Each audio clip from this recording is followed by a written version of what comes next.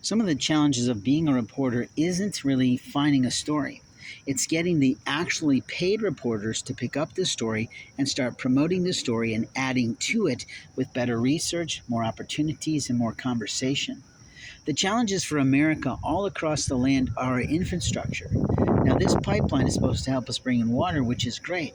I was talking to a gentleman who is obviously some sort of police officer or some sort of military officer who was telling me that we have plenty of oil reserves, but we can't access them, and that's why we're having the prices at the pump going higher. It's also taking the people who are indigent and not allowing them to travel as much, and that's sort of unfortunate. We need to have free mobility across America because some people would like to leave a city of COVID and other people would like to stay because their families are laid to rest there. But what I'm talking about isn't really that. What I'm talking about is that we have to have people knowing who's doing what, when, whenever. Because in a city, in the middle of the night, somebody could be ruining the streets, setting things up to fall, setting our water systems into problem, changing the water tables, impacting what we're drinking, playing around in electricity to see where does this switch go to and what does that switch go to, or playing at the ISP, the internet service provider, with the switches of the service provider.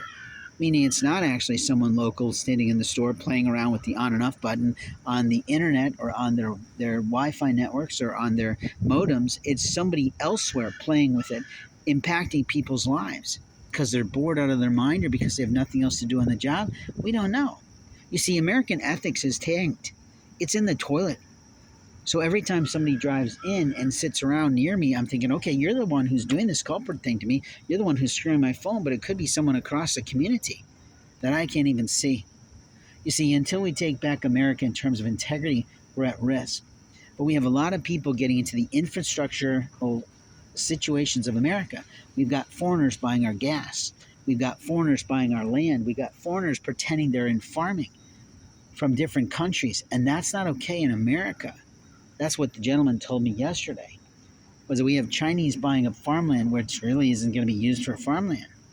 So we have to be paying attention. Who's selling is the good question. If we don't have good mortgage brokers, if we don't have good land brokers, if we don't have good real estate agents who are paying attention to who these people are who want to buy what they're trying to sell, we could be in real trouble.